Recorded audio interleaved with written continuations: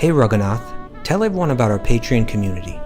Sure, Kostuba. The Wisdom of the Sages Patreon community is an incredible online yoga resource. If you like the type of yoga wisdom and culture we share on the show, then our Patreon community is a great next step. This is a listener-supported podcast, and any level of sponsorship will unlock a wide range of live and archived classes, talks, and even workshops. Raghunath teaches, I teach, and we have a host of other excellent teachers on topics ranging from yoga philosophy, asana classes, storytelling, Ayurveda, kirtan, cooking, meditation, and a lot more. We even have an incredible online Bhakti 12-step recovery group. So if you want to check it out, go to patreon.com/wisdom of the sages. All right, let's get it on. Bhagavate Vasudevaya. Om Namo Bhagavate Vasudevaya. Om Namo Bhagavate Vasudevaya.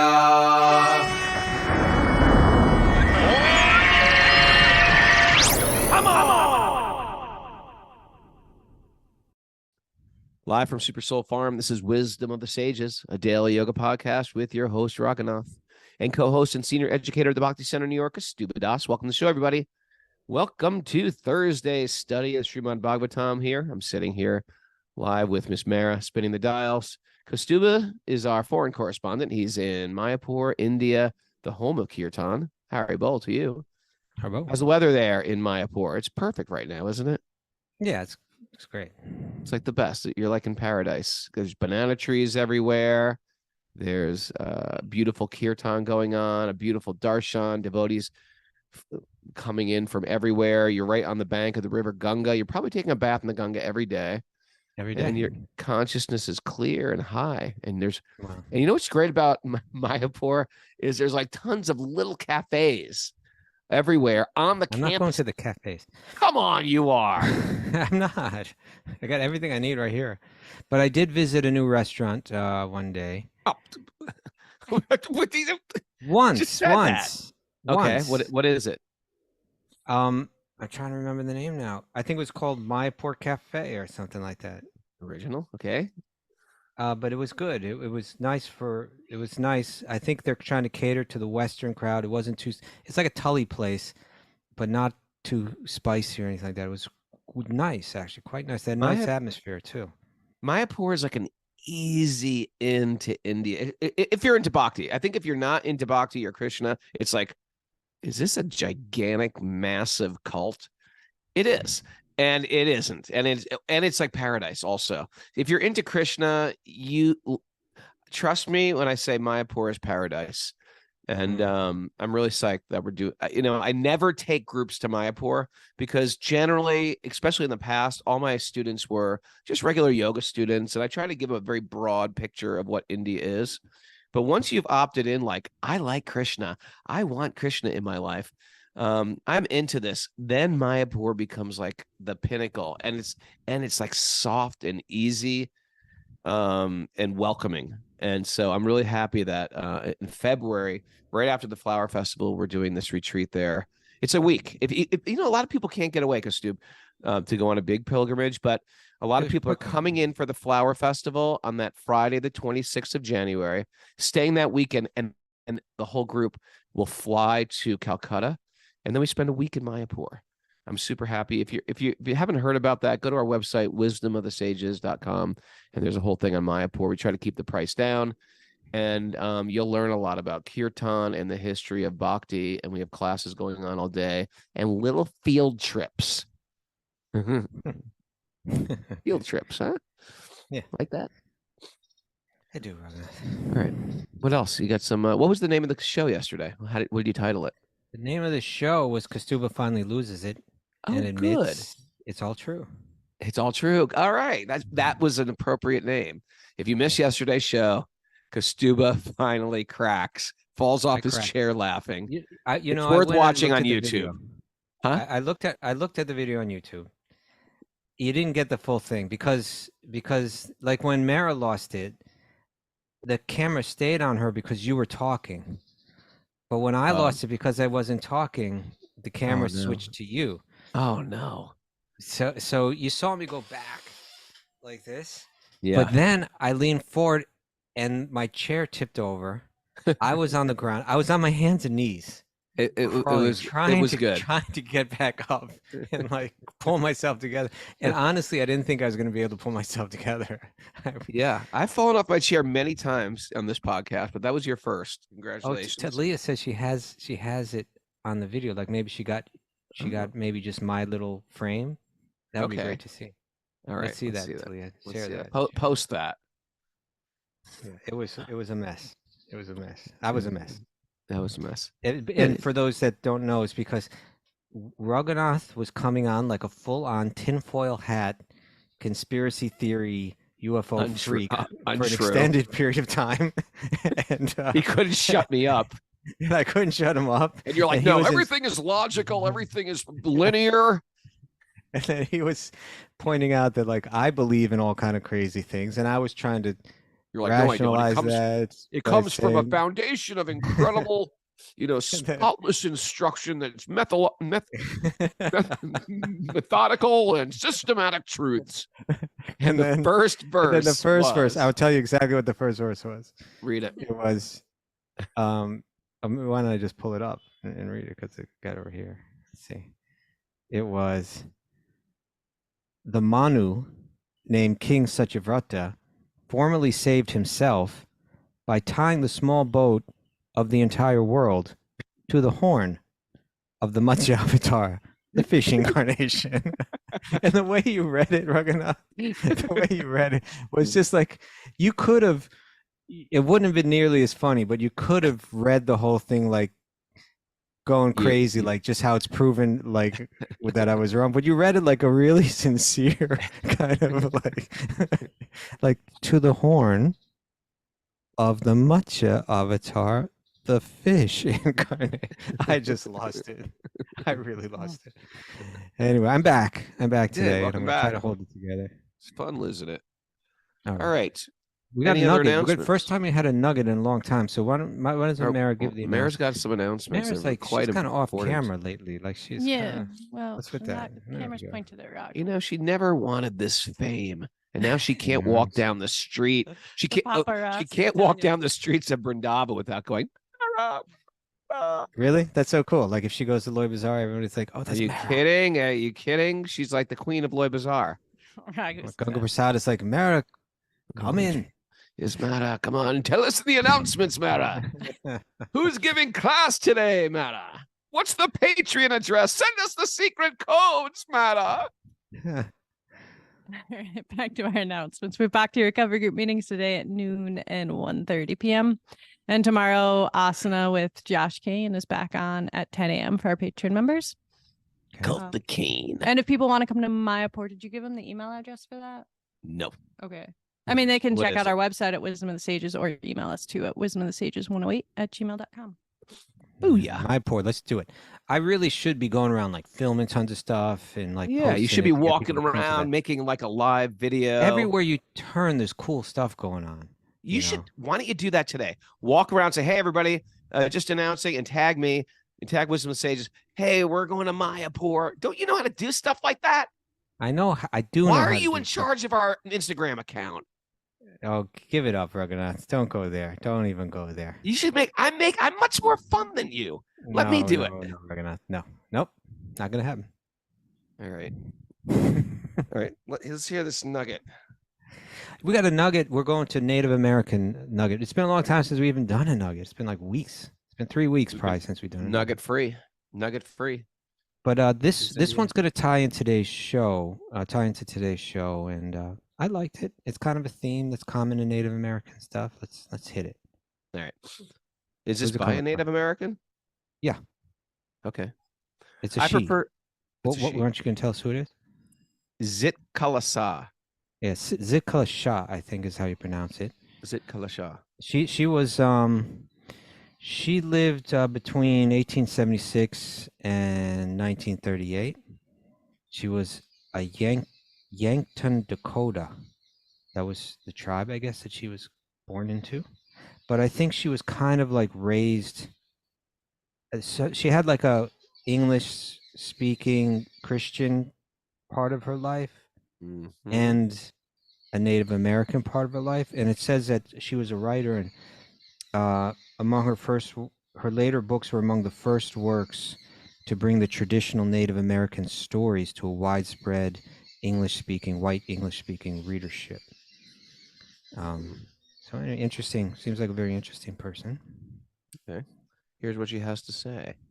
I Let's hear it. prefer to their dogma my excursions into the natural gardens, where the voice of the Great Spirit is heard in the twittering of birds, the rippling of mighty waters, and the sweet breathing of flowers.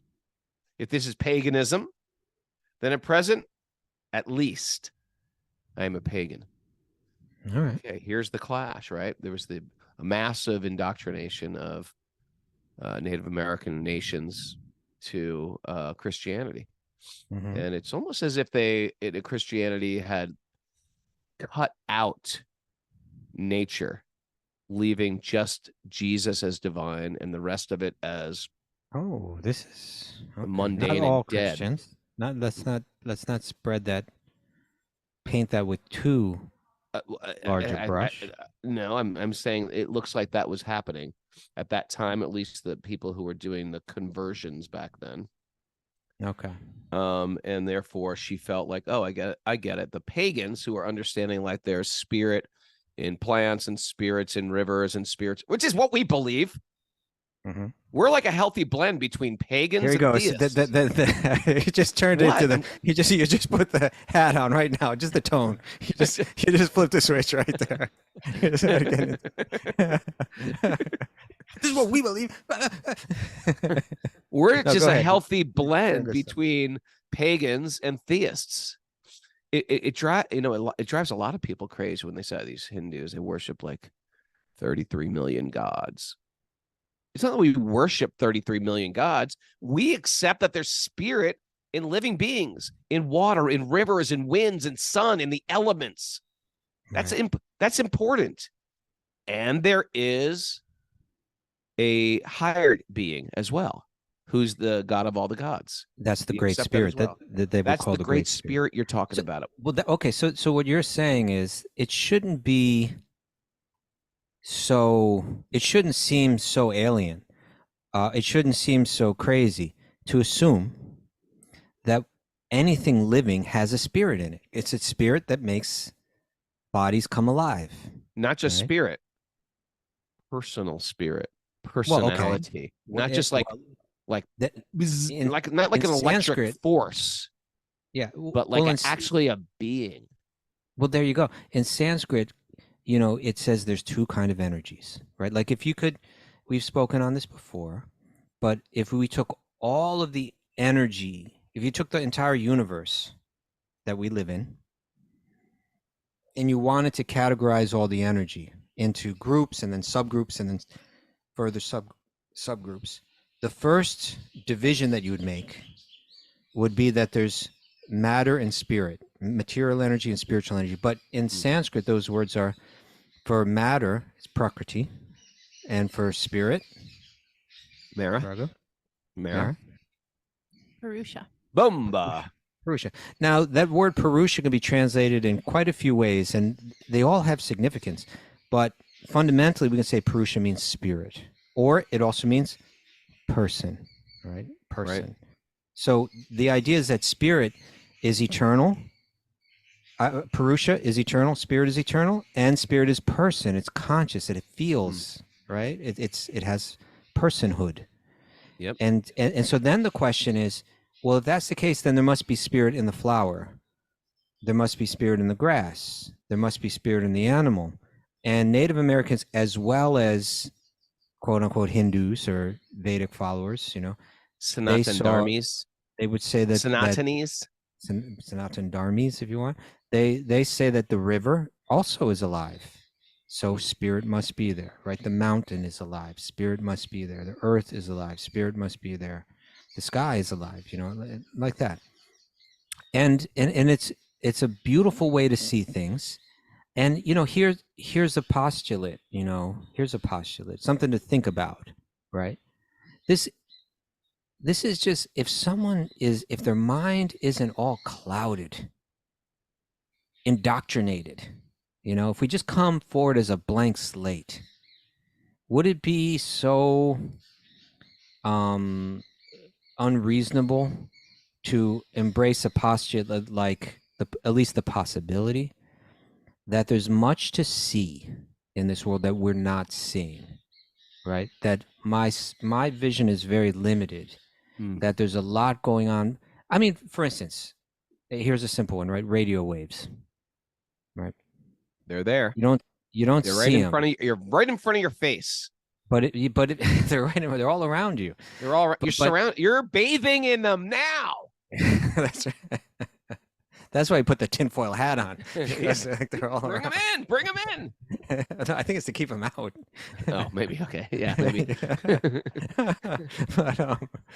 but yeah, like radio waves. If someone were, a few hundred years ago, if someone would say there are waves moving through the air that can carry messages, they would sound like some kind of crazy person. These messages could be carried around the entire earth in moments if we just know how to relate to them. It'd be like, yeah, you know what, you can take your crazy pagan ridiculous ideas and we don't need it, but we would be wrong if one would be wrong to say we can't see them, we can't perceive them, so they're not there. And Sure. so it is a safe bet. It is a safe and reasonable way to approach life, to say there's much to see that we're not seeing. So then the question becomes, and this becomes an important question, what is it that's standing between me and my ability to see what's there? Why can't I see? What's interfering? And that's going to come up in one of today's verses. But I love the way they speak of the Great Spirit. I've always loved the parallels between the Native Americans' understanding of the Great Spirit and the very tight connection, the obvious connection that it has to Paramatma. That there's a great soul. Paramatma literally means the Great Spirit. Param means great, superior, supreme, however you want to put it. And Atma means spirit. The Paramatma, the Great Spirit. They saw the Great Spirit as being everywhere as well as within, right? It's the Great Spirit it's everywhere. God is everywhere. They could feel that the Great Spirit is everywhere, and they felt that the Great Spirit is within every living being, and that you can contact it. And that when let me see if I can pull it up. I think your Native American name would be Rocking Horse. Rocking horse. Rocking horse. Rocking. What was that? Rocking. Thinking. Sitting. Rocking horse. Pondering. I'll take that. Rocking horse. Did you say blundering? No, wondering, pondering, Wondering. blundering occasionally from your rocking horse. I blundered yesterday. Yeah. Let me see if I can find them. Where did I thought I pulled it up. But there was that one quote that we used as a nugget one time, and it was from Black Elk. I got it. Remember this one, Raghunath?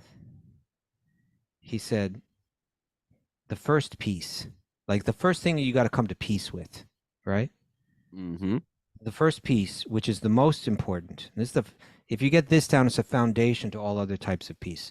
The first piece, which is the most important, is that which comes within the souls of people when they realize their relationship, their oneness with the universe and all its powers. And when they realize that at the center of the universe dwells the Great Spirit. That's what we say is Mahavishnu. That's beautiful. Right? Mahavishnu is the center of the whole universe. And that this center is really everywhere because he enters every atom and is within each one of us because he enters the heart of every living being. It's obvious. He had some sort of Paramatma realization. He was realizing something that he may have never picked up the Upanishads or the Bhagavad Gita or the Bhagavatam that speak of this, but it appears that he and the people that he came from, I'm thinking of a person. They could feel it. I'm thinking of people like where the consciousness must be for a person working in a slaughterhouse. They must They must just shut out the vantage point of what they're doing is just they're doing stuff. In the same way you're stamping an envelope. This is just what I'm doing. And even though there's animals screaming and there's a stench of blood and there's blood on their actually literally and figuratively blood on their hands and their bodies, they're just their vantage point. There's something blocking their vision. Where as a person enters into say vegetarianism or veganism, they can't even put a worm on a hook to go forget fishing. They can't even put the worm on the hook because they realize, oh, this poor thing is squirming. It's a different type of vision. And when you develop that type of vision, the only thing that's changing is internal. The heart changes, the mind changes. There's an opening of the heart and bringing that into the world. You want to get to know plants? Talk to plants. Want to get right? There's a difference between the butcher or the guy working in the slaughterhouse and the person who's talking to their dog and waiting for like a response of sorts from their dog and or talking to their garden or talking to their farm animals even or talking to their birds. That type of relationship is real. And to the degree that you hang out with other species, you can have some reciprocal relationship. And then, of course... Oh, that goes to that other quote. Yeah, let me see if I can pull that quote. One. You like that one? Let me see if I can find it. Let's double nugget it. We can triple nugget it today. I just don't know where it is. You keep going. You just read it to me. I know, but I got all these different things opened. This was the Dr. Dolittle. Yeah, it had a Dr. Dolittle kind of theme to it. I'm sorry, I can't find it right now. I'll keep looking. But in any case, what you're saying, Raghunath, I like, because there's kind of like a direct correlation to what you're saying, like a logical correlation, right? That if we're going to move through this world and we're going to harm others, like if we're going to move through this world accepting a role or accepting a behavior of harming others, then it directly correlates, you can see the connection that I will have to become callous to the suffering of another soul within the body that I'm harming. And in this way, I can't see anymore, right? Like I will have to not be able to see the soul in this animal that I'm killing if I'm going to carry on doing it. So that vision gets taken away. And if things work, if that kind of correlation exists, then it's kind of like, why can't I see God? Why can't I see God everywhere? Why can't I see God in every living being? Why can't I see God in my own heart? Why can't I see God standing before me like a person? It has something to do with my desires and my behavior, something to do with my convictions, what I want out of this world, that's kind of standing between me and that vision. And that's kind of the spiritual idea. Like what is it in me, deep within me, that needs to shift in order to be able to see and experience and feel all that I'm meant to see and experience and feel, all that I have the potential to see and experience and feel. That's a spiritual practice. That's not a religion. I like it. That's spirituality, right? I say practice talking to God today. And if you can't envision God, have a picture of Krishna. If you can't, or a picture of Jesus, That's what prayer is, right? yeah. That's what prayer is. You practice talking to God, and even though It's you're not a lot of asking people for are things like for God, right? Necessarily.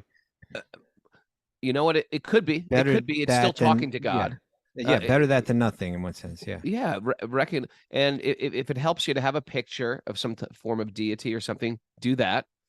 And if it often people who are chanting japa, sometimes in the chanting of japa, it becomes rote and mechanical. Make it a conversation with God. God's right there when you're chanting the holy name. Make that a conversation where you're calling God into your life. And and you can practice with animals. You can practice with the trees. I got it, Raghunath. You can practice with God. Huh? I got it. Was that a shut up? I got it. That was like, hey, you wanted me to get this, and I got it. And it Oh, was okay, you exactly got what you're talking about, talking to the I thought animals. I thought you were like, I got it. Let's move on. No, That wasn't Raghunath, that? I want to move right into what you're talking about. This is from. I don't Okay. know anything Oh, about you him. got the first. You got the Yeah, Dr. Doolittle quote. yeah. Sorry This about is that. Chief Dan George. That's- I don't know anything about Chief Dan George. Mary, you want to check out Chief Dan? Let's hope he's a good person. Chief Dan Chief Dan could be like a George, crooked criminal police chief. or like he's just like totally, like accused of cultural appropriation or something like that. Chief Dan. He looks is he? good. He looks good He looks good. from his picture. Okay, From his picture, he looks really sincere. what do we got? Read it, Mara.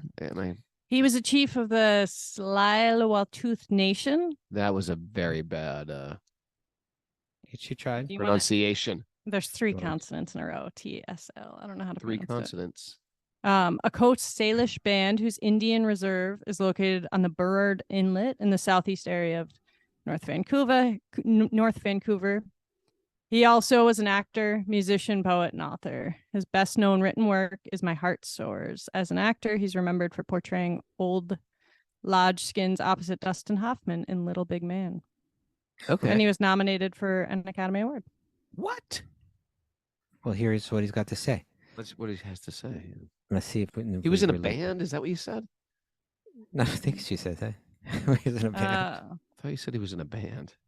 It's in a movie. He was a chief of the nation, a Coast Salish band whose Indian Band. reserve Oh, is like that kind of located band. on He the was in a inlet. Yeah, band. He not, was in a not that band. kind of band. Wouldn't that be great? A hardcore band of Native Americans? It probably exists. Definitely metal bands. You could guarantee you that. Okay, ready? What? What? You don't think those kids up in the reservations in North Dakota are listening to metal and stuff like that? All right, go on. Okay. If you talk to the animals, they will talk to you, and you will Yes. know each other. I just said that. All right. If you do not talk to them, you will not know them, and what you do not know, you will fear. Oh, I like that one. What one fears, one destroys. Oh, I like that one. Talk to the animals. I spent a little time this morning with some of the bulls. Okay, wait a second. Vegan Trucker says black braid, native black metal from the Adirondacks. You see, I told you. Okay, you're right. There are metal Red bands. Bone, tribe Red- called Red. There's a lot of them. Redbone, 70s rock. Okay, forgive me. Tribe called Red, not hardcore, but awesome all the same. Okay. Okay. All right, Raghunath. Why don't we get into the Bhagavatam now? There's going to be connections. Narayanam namaskritya naram chaiva narottamam devim saraswatim vyasam tato jayam madirayat. Before reciting the Srimad Bhagavatam, which is our very means of conquest, one should offer respectful obeisances to the Supreme Lord Narayan. Unto Narayan Rishi, the supremmost human being, unto Mother Saraswati, the goddess of learning, and to Srila Vyasadeva, the author. Nasta Preshva Badreshu Nityam Bhagavat Sevaya Bhagavati Uttama Shloke Bhaktir Bhavati Naishtiki. By regular attendance in classes in the Bhagavatam and by rendering service to the pure devotees, all that is troublesome to the heart will become eradicated, and loving service to the Supreme Lord, who is praised with transcendental song, will be established as an irrevocable fact. Om Agana Timarandasya Gyananjana Salakaya Chaksurunmadatam Nena Tasmai Shri Gurave Namaha. I was born in the darkness of ignorance. My teachers are opening my eyes with the torchlight of knowledge. I offer my obeisances at their lotus feet. I'm trying to say this with all deep-hearted sincerity, and you've got this smirk on your face because you're like, Smart. what were you thinking Raghunath, about? You're always thinking that I'm judging you. I'm not. No, I thought I'm you were just appreciating laughing it. about something. Well, you said smirk. Well, it's a smirky smile. Maybe you thought that something was funny. Yeah. Okay. That was a judgment, by the way, that I was judging you. That was a judgment. You see, you proved my point. Okay. Okay, All right. so where are we, Mariji? Reading from Canto 6, Chapter 9, Text 25. Let Red me pull that Tribe. up. Text 25. Red Tribe. Oh yeah. All right, text 20. So this is again the Devas. They're afraid now Mm-hmm. because they're getting attacked. I mean, at least they know an imminent attack is coming from this massive, fearsome. Imagine how fearsome he must have been. Incredibly fearsome warrior of Ritrasura. Okay. And they're taking one look and they're saying, "We haven't faced anything like this before," you know. And they start to pray to Vishnu. Now they pray, right? And you know what, Raghunath? They're going to admit in this next verse that we're not like the pure devotees. We're not like them. Mm-hmm. Go ahead, hit it. Text 25. The Supreme Personality of Godhead, who created us by his external potency and by whose mercy we expand the creation of the universe, is always situated before us as the Supersoul. But we Great cannot Spirit. see his form. We are unable to see him because all of us think that we are separate and independent gods. Okay. That's our problem. We're That's separate. our We problem. think we're separate, independent gods, and we have such limited power. Like imagine the power. The demigods think this, but they have a lot of power, and so we have a little bit, tiny little bit of power, and we're like, I am this separate, independent god. The whole world is like revolving around me. If I die, the whole world will collapse. Ever think like It's that? interesting. We're gonna die, and they're gonna be like, oh my God, Raghunath's dead. And then life's just gonna go on. They're not gonna miss a beat. What's for breakfast? I was like, you're not gonna skip breakfast? I'm dead. No, they're gonna eat breakfast, and like I'm not. Then they're gonna laugh about stuff. You're gonna go to my funeral and laugh about other things. I'm not No? going to do that, brother. Well, people do. They do. They talk. Yeah, because they're all somber. They're all grave. They're all sad. And then they're saying, oh, what are you doing? And they tell a little joke. And then they're laughing at your funeral. I'm going to The be whole laughing thing at is- your jokes at your funeral, Raghunath. Well, maybe. But the point is that we're forgotten so quick. And what to speak of, 3 generations later, they don't even know your name. Like, I don't know who my great-great-grandfather is. What to speak of my great-great-great-grandfather. We are so forgettable. Do Huh? you even know your grandfather's name? Thomas Baldini. Middle name? No. I don't know my father's. I don't know Middle my name? father's father. That was my mother's father. No, my point is we're forgettable. And Right. we're steeped in our self-importance. It's such an illusion. And here are the demigods thinking the same thing. Well, you know, Raghunath, these Devas, in one sense, the Bhagavatam's doing this again and again. It's kind of showing us a micro and a macro, right? Mm. And then you understand that the macro also becomes the micro. You know, it also becomes Fibonacci. That's the Yeah. that's your Fibonacci. The Devas, they got power that's like makes our power look paltry, incredibly paltry. And we've got power more than an ant. You know what I mean? The ant's Okay, so- trying to build this complex thing. I was like, oh yeah, I'm going to stomp y'all. Right? That's my power. And so these Devas, they kind of get it. Like they're very intelligent, you know. Mhm. That's there. They've got a lot of knowledge. They've got a lot of enjoyment and a lot of power, and it's hard to let that go. It's hard not to think that you're a separate, independent God, right? Right. This is my world that I'm ruling over. You know, I'm the God Right. of the sun. You know, it's like, Right. you know, I'm the God of a particular planet. You feel like I am separate and independent. The way that people respond to you and your ability to move things and so on makes you feel that way. And then something comes along, like someone bigger than you, Sure. and then they sober up and they say, you know what, the super soul, the supreme Lord, the great spirit is within everything, but we cannot see him. Why are we disqualified? Mm. What is it that's making us callous to this perception? Is that I think I'm independent. If you want to enjoy that taste, that flavor of being an independent God, of ruling over some of the material energy, thinking of it as yours, whether it's your wealth or your beauty or your power, you know, your ability to attract someone, your ability to rule over someone on any level. If you want to enjoy the flavor of that, then you're saying, I want illusion.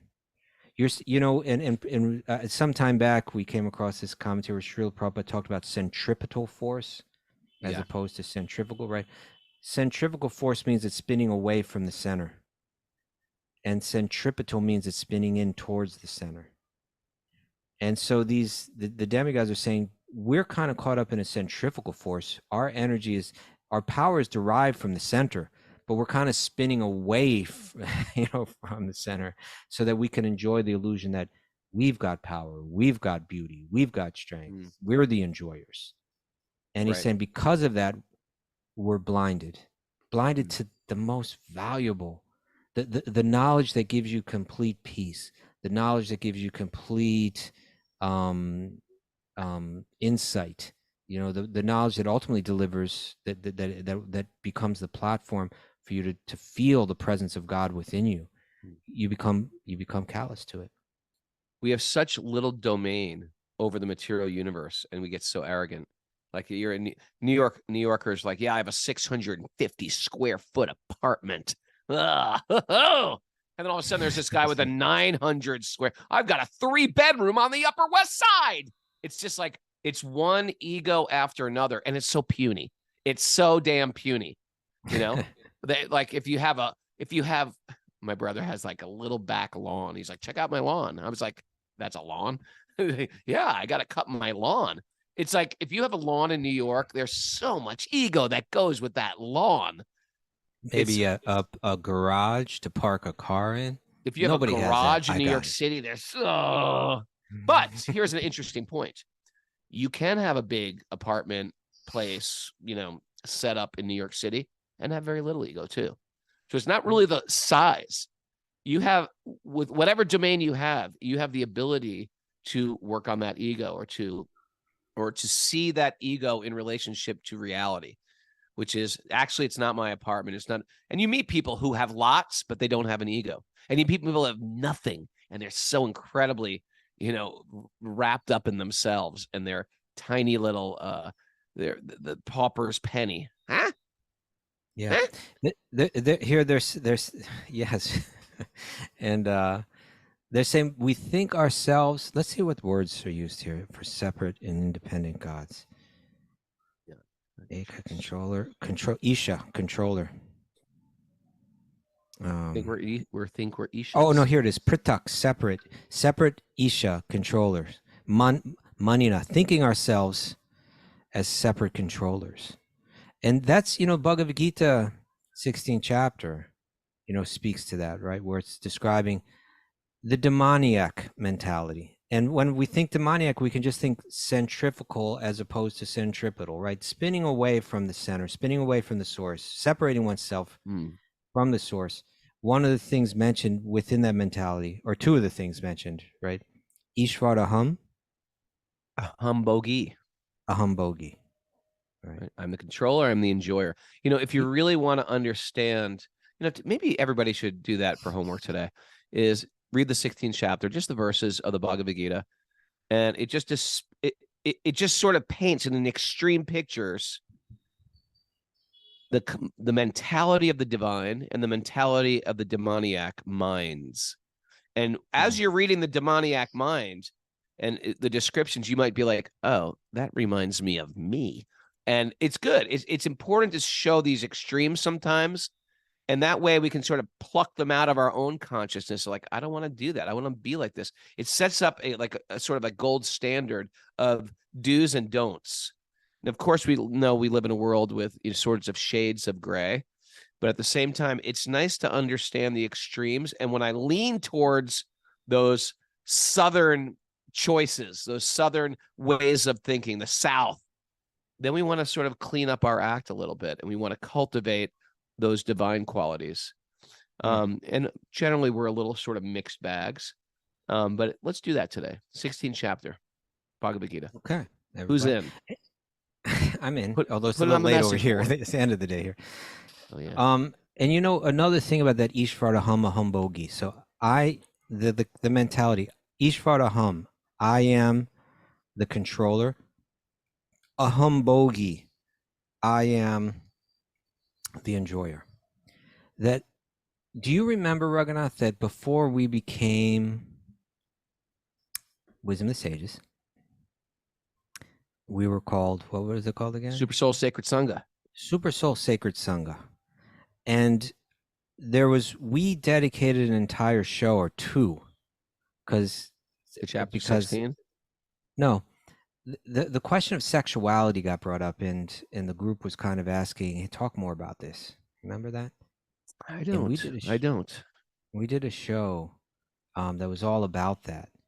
And I think we spoke about this verse because the way that I've always seen this, Ishvara, you see, religions almost across the board, have restrictions on sexuality, right? Indulgence in sexuality, yeah. And generally, like you know, did you ever see that or read the book or see the film Angela's Ashes? No, I didn't. I think that's what it was called. It was a very famous book. Maris nodding. Yeah. Frank so, McCourt was the author. I Frank loved that book McCourt. when I was younger. Yeah. And it was about his growing up in Ireland, right? And he was talking about like the Catholic guilt that was placed around sex. And he just, you know, how do you make sense of this? Is like God gives such a pleasurable experience and then says don't do it. It's like, why? You know, like why? And you're kind of left with that, like, why? This doesn't make any sense. And this inner tension of, well, am I living a life that's going to take me to hell, or am I believing in something that's doesn't make any sense and that's preventing me from actually enjoying life? And I think a lot of people go through that, you know? Yeah. Like which one are you gonna, you know, I want to enjoy life, but I'm taking the risk that I'm gonna go to hell forever. You know, and it's like it's a rolling of a dice, it seems. But what if it's all not true anyway? Yeah, yeah, right. Then you're missed out on life. Okay, but what if you go to hell? Yeah, that's really bad. Eternally. Eternally, yeah. So, but you know what I always appreciated about, you know, the yoga philosophy is it's kind of pointing towards, like, it's, if you want to call, you can call it scientific, or there's a certain clear logic to it. It's not just like thou shalt not. Yeah, it's like you can, but there's a price to pay. There's a price to pay in terms, and even as these devas are saying, in terms of your own perception, your own understanding, your own ability to experience deep spirituality, you may be sacrificing that. So Ishvara Hama Humbogi, what do we find in the act of sex is a very deep experience of I am the enjoyer, or I am the controller, in the sense that I'm able to give pleasure, or I'm able to look at me, how I can receive pleasure. Look at me, how I can give pleasure. It's you know, you're kind of pushing away your true nature, your true deep spiritual internal experience to get an external experience of being a controller or an enjoyer. Sure, and it really cements us. It crazy glues us. It crazy glues us to the body as the self. Yeah.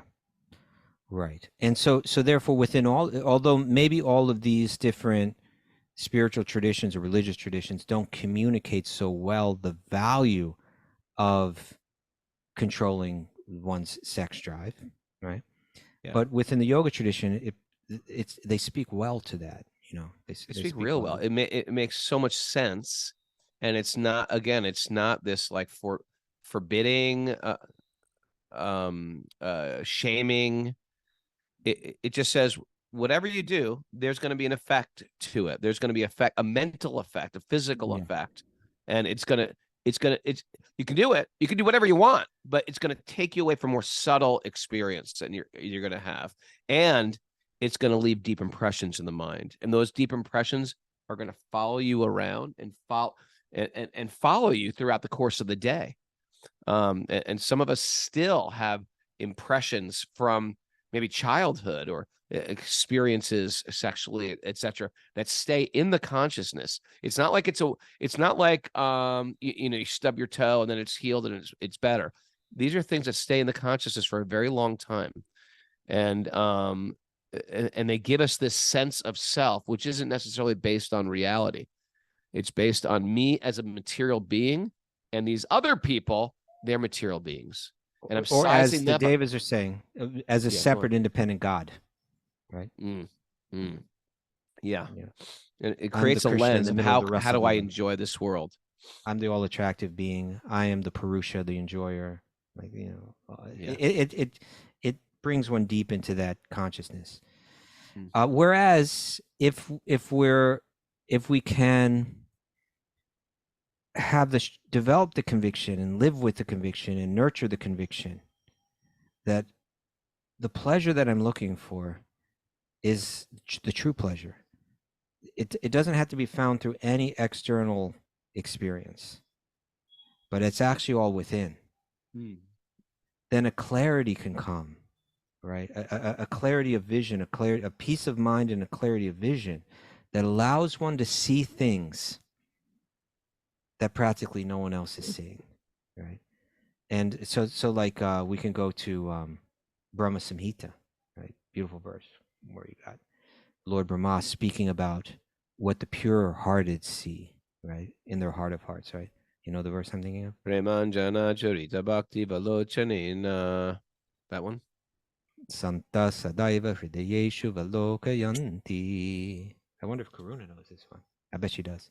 Yang Shama Sundaram Achintya Gunasvarupam Govindamari Purusham Tamaham Bhajami. I worship Govinda, the primal Lord, the primeval Lord, who is Shamasundara, Krishna himself. Shamasundara means Beautiful Sham. His complexion is so beautiful and darkish, like a sapphire, mixed with cudgel. Cudgel's like mascara. Okay. A blue sapphire mixed with black cudgel mascara. Very unique shade. Yeah, I worship Sundar. Govinda. It's very beautiful. It's very beautiful. very beautiful and attractive. I worship Govinda, the primeval Lord, who is Shamasundara, Krishna himself, with inconceivable, innumerable attributes, who the pure devotees see in their heart of hearts. Now, they're seeing something that the rest of aren't. They're not seeing it with ordinary eyes. They're seeing it in their heart of the hearts, but they say they're seeing it with the eye of devotion, tinged. The salve of love. Okay. So in other words, that's the centripetal force, right? I'm coming towards you, Krishna. With love, I'm coming towards you. Then you're granted a vision. Because you're saying, I don't want to be callous. I'm not trying to enjoy anything external, which may, just like you take like typically like a womanizer, right? Right. People would say use the term. They're seeing a body. They're seeing a body. They're seeing. They want to flesh. enjoy an external body, right? Yeah, they're seeing legs and now, and now if they want, but if they want to enjoy that repeatedly, right, then they have to become callous to the hearts of those that they're engaged with, you know? Yeah, they have to almost be. It becomes. They become. It's the beginning Desensitized. of misogyny. It's the beginning. It's not like you actually love women. You actually are dehumanizing them. They've just become things for your enjoyment. Things. Right. So that's where I'm looking for pleasure externally, separate from God, playing the role of God in a sense. It's horrible. It's like a slippery slope. This is where pornography goes. It just prostitution goes. It just goes to a dehumanization of beings for your enjoyment. It's so selfish and ugly. You know, Raghunath, what you're saying now, you know, people say, okay, you got these rules against eating meat, you got these rules against sex. What's the deal? Yeah, in both of these, you're hardening your heart to others. Yeah, you will be denied. Naturally, you'll have to be denied spiritual vision. Hey, we got Lamborghinis. I got a rule against hitting my Lamborghini with a sledgehammer. I got a rule against, driving my Lamborghini, in the ocean. There's a rule against it, dum-dums. There's you don't drive a car in an ocean. Oh, You don't hit it with a sledgehammer. They're not rules to like cheat you out of joy. They're to enhance the vehicle. This body is like a Lamborghini. Treat it like it. Yeah, yeah, right. So if but those activities, they have a centrifugal force to them.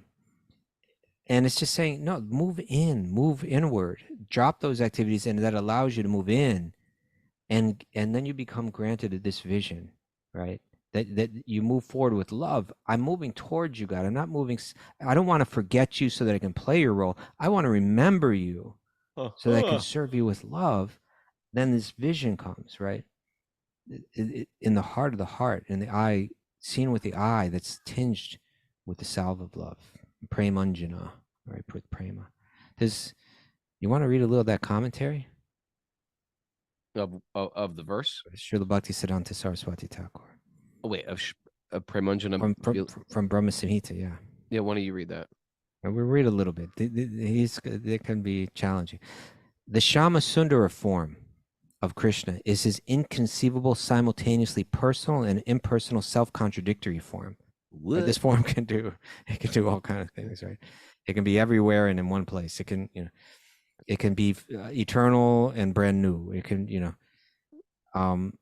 true devotees see that form in their purified hearts under the influence of devotional trance. The form of Shama is not the blue color visible in the mundane world, but is the transcendental variegated color affording eternal bliss, and is not visible to the mortal eye. Ooh. Krishna's color is not you can't visible see it with to these eyes. Interesting. Yeah. Well, that's where we're working on. Just like, for example, people hug trees and talk to animals. Some people despise animals and they just look at them as a nuisance, or trees as a nuisance, or plants. And then you develop a vision. We're developing a vision to see Krishna. In the same way, we don't want to put a worm on a fishing hook. We're like, how could we do that? We're developing a vision to see that there's spirit in that worm. We're developing that same vision of Krishna. Krishna is in the heart of every living being. Beautiful, right? Yeah. Then he says, on a consideration of the trance of Vyasadeva in the shloka Bhakti Yogena Manasi, etc. That's Srimad Bhagavatam 174. That describes Vyasadeva under the instruction of Narada goes into trance. He goes into deep meditative trance and he sees Krishna, right?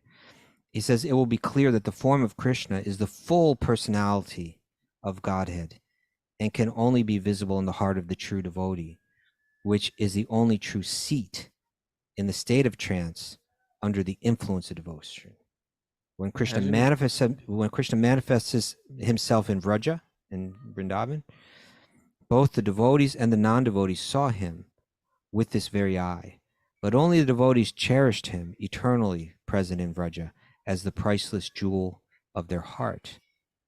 Nowadays, also, devotees see him in Vraja in their hearts, saturated with devotion, although they do not see him with their eyes. The eye of devotion is nothing but the eye of the pure, unalloyed spiritual self of the jiva.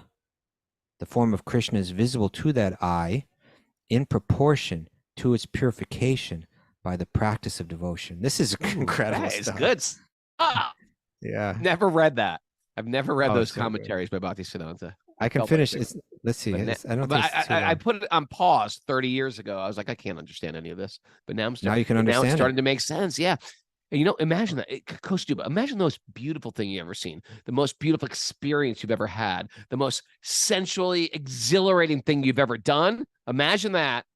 And then imagine what it must be like to see Krishna in your heart. Like, imagine seeing Krishna face to face. Almost, it would pale every other material experience you've ever had, where you're just like, it's not only the great spirit, it's the most beautiful manifestation of the like, spirit. You'd be like, oh, and oh, yeah. Like every type of like sound would come out of you. and the hairs on your body would be standing on end. You get goosebumps, and your voice would be choking up, and tears would start coming from your eyes. Oh, you cry, you'd laugh, you'd roll on the floor. Oh, you want to hear the rest of it? Yeah, It's a few more sure, sentences. Sure. Okay, so the form of Krishna is visible to that eye in proportion to his purification by the practice of devotion. When the devotion of the neophyte reaches the stage of bhava bhakti, now this is an elevated stage, a very elevated stage of the practice. When the devotion of the neophyte reaches the stage of bhava bhakti, the pure eye of that devotee is tinged with the salve of love by the grace of Krishna. It's by the grace of Krishna you get that vision, which enables them to see Krishna face to face. The phrase "in their hearts" means Krishna is visible in proportion as their hearts are purified by the practice of devotion. The sum and substance of this shloka, this verse, is that the form of Krishna, who is Shama Sundara, Natavara, the best dancer, Muralidhara, the holder of the flute, and Tribhanga, bent in 3 places, triple bending, is not a mental concoction, but is transcendental and is visible with the eye of the soul of the devotee under trance. I want to see Krishna face to face. I do too. Me too. We just have to start moving in that centripetal direction. I'm going toward, you know what, Krishna, I'm not going to go away from you looking for stuff outside. I'm going to go towards you with love, and then anything becomes the possible. race is on, Kastuma. Who will see Krishna first? It's You not or a me? race. But it is. I push you forward. You serve Krishna. Oh, that's a trick. You pushing me forward, you'll go forward. Faster. I know your tricks, Kastuma. You want to serve the devotees and therefore get Krishna quicker. Well, I push you forward. I push you forward first. All right. Very interesting. Okay, I think that's the show. That's the show. You know, I wanted to mention here, I think it's important to say that, and I think you can clarify this with me as well, that if you chant the holy name sincerely, we've seen it make crazy people not crazy anymore. I've seen that does happen. something to the mind. I had a friend that was super crazy. Like, Me too. When I say crazy, I mean like bizarre.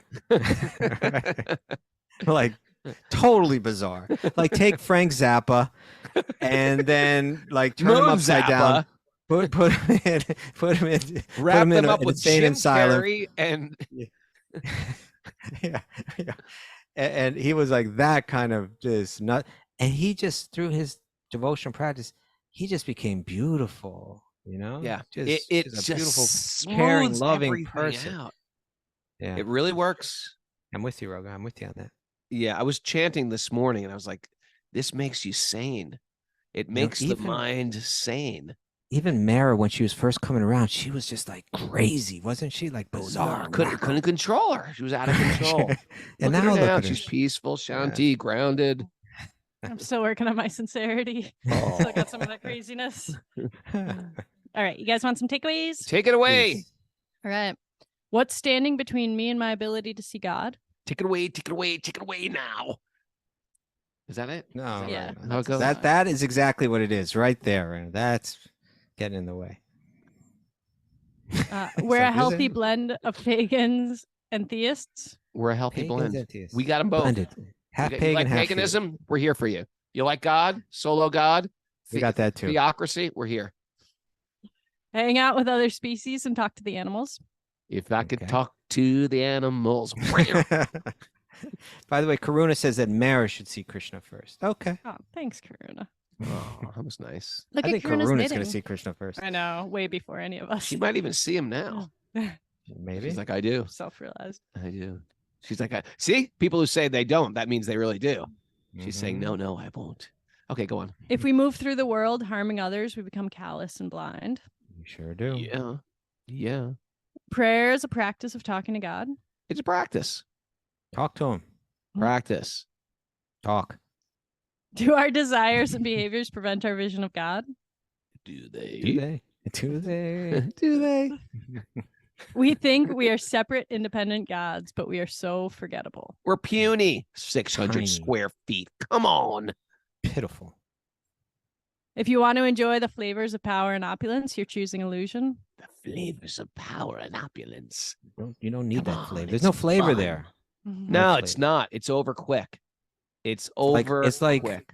It's like a stick of double mint. That's what it's called, right? Double mint gum. That's been Yeah, big chewed red. and chewed, and there's Yeah. nothing left in it. That's what it is. Material world is it has flavor. It gives a burst of flavor. It's like And then a freshen it's up gone. gum. Then You it's get a squirt. Some like of those gums, they didn't squirt last gum. long at all. They don't last long at all. And then you're just like chewing and your jaw hurts. Do people still chew gum very much? I don't see it very much. I When don't we were know. I kids, it don't was like think everyone was so. I chewing. don't think kids chew gum. I chewed a lot of gum. Yeah. I had it from the baseball cards. It was like hard as stone. It was like, oh, I got lose a tooth chewing this. Or bazooka. I was like, are you trying to kill us? Then came the juice. Bubble yum. Bubble Bubble yum. yum. That was the good All right, stuff. Mary. Let's. Hubba, All right. hubba bubba. Cultivate divine qualities Cultivate divine it. qualities. and And Hubba Bubba won't set you free. you're not going to skip breakfast? I'm dead. Raghunath, what was that? You said it, Raghunath. Yeah. You're And you're not. We're at your saying that funeral. we're all so At your forgettable funeral. that at your funeral we're all going to be telling jokes and laughing. Like we're going to have breakfast. Yeah, We're okay, so- yeah. Life's going on. They're telling jokes. They forgot that I'm dead. They forgot Raghunath. Oh, I love Raghunath. Oh, I love that record. He's dead. Okay, what are you guys doing today? Yeah. Thanks a lot, everybody, for forgetting me so quickly. How about a day of mourning? How about one day where you just sit there and think about me? It's amazing, huh? The ego. We're all and not only that, then they'll give my clothes away. Who wants these clothes? And they say, well, I don't want a dead man's clothes. I'll just what do you call it? Just give them away to Salvation Army, and someone will wear them. And then someone will live in my house. Someone will live in my house. My things will be given away. They won't even know anything about you. They don't know anything about all the photos. They'll go through crates of photos I have and just burn No, them. those will be long gone by the time they get there. Yeah, a lot of the stuff just in the dump. Bury something in the backyard, Raghunath, so that you'll be remembered. A time capsule. I've done it. Time capsule. I've done time capsules. They're out there in the lawn. They're out there, man. 1972 time capsules. Tell them all my favorite cartoons. Leave some Bazooka Joe gum in there, some baseball cards of Felix That was an incredible Mion. commentary, though, wasn't it? That Yeah, it was Bucky pretty said good. on this. Oh, I felt purified just reading it.